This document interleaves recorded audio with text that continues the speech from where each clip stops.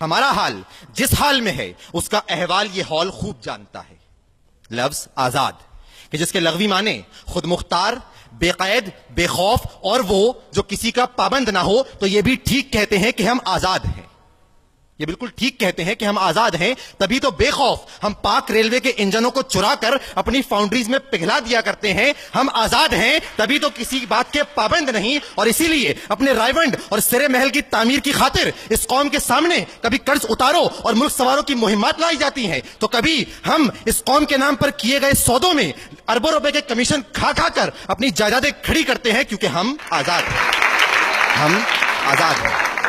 ہم آزاد ہیں اس لیے ہمیں کسی کے سہارے کی ضرورت نہیں. اسی لیے ہم فرینڈز آف پاکستان نامی چندہ بٹور تنظیم کے ذریعے اپنے گورے آقاؤں کے کالے جوتے چاٹ کر ان کی شرائط پر بھیک وصول کرتے ہیں. ہم آزاد ہیں اسی لیے ہم ہمیشہ محتاجی چھوڑنے کے اور کشکول توڑنے کے دعوے کرتے ہیں، لیکن پھر بھی IMF کی تلخ شرائط پر اس ٹوٹے ہوئے کشکول کے ٹکڑے ٹکڑے کی عوض اس دھرتی ماں کا ٹکڑا ٹکڑا بیچنے کو تیار ہیں کہ قرضوں کے سائے میں ہم پل کر جمع ہوئے ہیں. کشکول بن گیا ہے قومی نشا ہمارا جرنیل طاقت کا، سیاستدان اقتدار کا، حکمراں کرسی کا، اور عام آدمی ذاتی مفاد کا پابند ہے.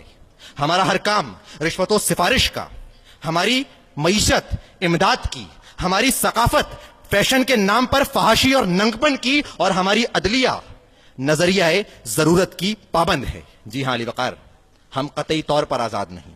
اور میں آج آپ کے توسط سے قائد ایوان اور ان کے حوارین سے پوچھنا چاہوں گا کہ نظام نو کے تقاضے تم سے سوال کرتے ہیں کہ بتاؤ کیا اسی لیے یہ شاہراہیں بنی تھیں کہ اس پر اس دیش کی عوام سسک سسک کر مرے؟ کیا اسی لیے اس دھرتی نے اناج اگلا تھا کہ نسل آدم و حوا بلک بلک کر مرے؟ اور کیا اسی لیے عوام نے ان حکمرانوں کو ووٹوں سے نوازا تھا کہ یہ حکمراں ایک دن ڈالروں کے نچھاور ہوتے ہوئے لیموزین سے برآمد ہوں اور بھارتی رقاصاؤں کے جلووں کے آگے اور ان کے قدموں میں اپنے ایمان کو نچھاور کر دیں؟ جی ہاں علی وقار، ہم قطعی طور پر آزاد نہیں کہ ہمارے یہ حکمراں ببانگ دہل اعلان کرتے ہیں کہ ہماری جھولی میں چند ڈالروں کی بھیک ڈالو، ہم تمہیں مسلمانوں کا لہو بیچتے ہیں.